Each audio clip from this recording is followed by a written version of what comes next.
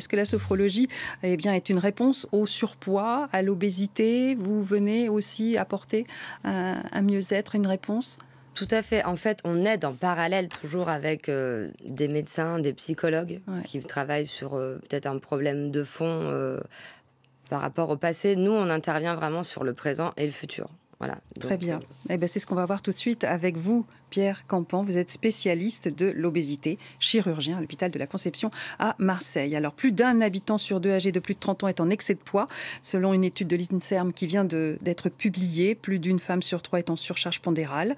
Donc, on est trop gros, mais il y a gros et gros. On n'est pas égaux sur la balance. On regarde déjà ce sujet, on en parle après. Selon une étude menée auprès de 29 000 personnes, un Français sur deux est en surpoids. Et plus de 15% des hommes, comme des femmes, souffrent d'obésité. On sait que le risque augmente avec l'âge. Parmi les causes, la sédentarité, mais aussi une alimentation trop riche et pas assez diversifiée. Souvent, les mauvaises habitudes se prennent très tôt et en famille.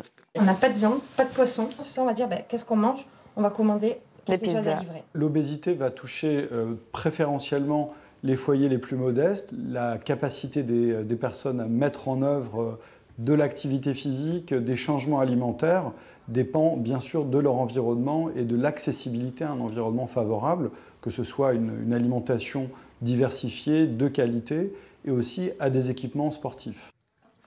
Pas égaux sur la balance en fonction des revenus. Le Nord et la Meurthe-et-Moselle sont les départements les plus touchés, loin devant les Côtes-d'Armor et la Charente. C'est à Lyon et à Paris que l'on compte le moins d'obèses. Un véritable enjeu de santé publique, l'obésité augmente les risques de maladies cardiovasculaires, mais aussi de cancer. Voilà, alors parlons de la chirurgie de l'obésité avec vous, docteur Pierre Campan. Vous êtes spécialiste de l'obésité, spécialiste de la chirurgie de l'obésité. Est-ce que c'est une réponse, la réponse à l'obésité, et quelles sont les opérations que vous pratiquez un jour sur deux? La chirurgie de l'obésité est une réponse à la grande obésité. C'est une des réponses et ça fait partie des armes thérapeutiques vis-à-vis de l'obésité, pas du surpoids simple. Et ça ne concerne pas un Français sur deux, comme vous l'avez cité dans votre Voilà, l'obésité, c'est quand même plus rare. Là, entre l'obésité et le surpoids, il y a une frontière. Oui. Cette frontière, elle est estimée par des chiffres qui représentent la valeur de la corpulence.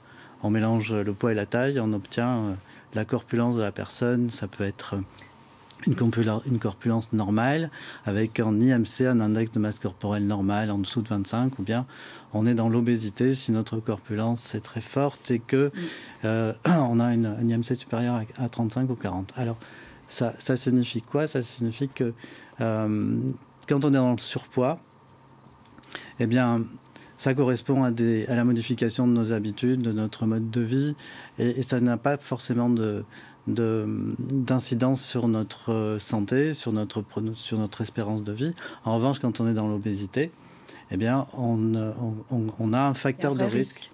On a un risque de contracter certaines maladies, l'hypertension artérielle, le diabète, voire même pire, certains cancers. Alors, il y a 3 types d'opérations. Voilà. En France, de l'obésité. On pratique 3 types, voire un petit peu plus d'opérations. Et pour simplifier, il y a des opérations légères, réversibles, et néanmoins qui peuvent être très efficaces, comme l'anneau gastrique, ou des opérations majeures, compliquées, certaines irréversibles, comme la réduction de l'estomac, d'autres pas irréversibles, mais néanmoins assez sophistiquées, comme le bypass gastrique. Et tout ça doit être choisi en fonction du comportement alimentaire du patient, de son âge, de très nombreux paramètres que l'on doit bien étudier avant de... Bien sûr. Alors, est-ce que ces opérations ont changé la vie du monde des obèses? C'est ce que nos témoignages rapportent très souvent. Oui. Beaucoup de nos patients nous parlent de transformation, de métamorphose, voire même de renaissance. Et bien sûr, c'est pour ça qu'on peut se permettre de prendre un risque, parce que le bénéfice attendu est assez important. Sachant que ça n'est pas une réponse définitive, ces opérations. Alors bien sûr, on peut pratiquement par la chirurgie garantir une perte de poids, voire même une perte de poids spectaculaire. Mais il faut être bien honnête et il faut toujours préciser qu'on ne peut pas garantir la fameuse stabilisation de ce poids sur le long terme. Cette stabilisation, on peut l'obtenir grâce à l'entourage et au suivi, à l'entourage médical du patient et au suivi sur le long terme, qui permet aussi d'éviter les complications à long terme des opérations. Mais on ne peut obtenir de stabilisation à long terme que par la modification du mode de vie et du mode d'alimentation. Vous avez une phrase que j'ai beaucoup aimée, que vous m'avez dite hier, on a le poids que le mode de vie suggère. Et je crois que là, ça résume tout.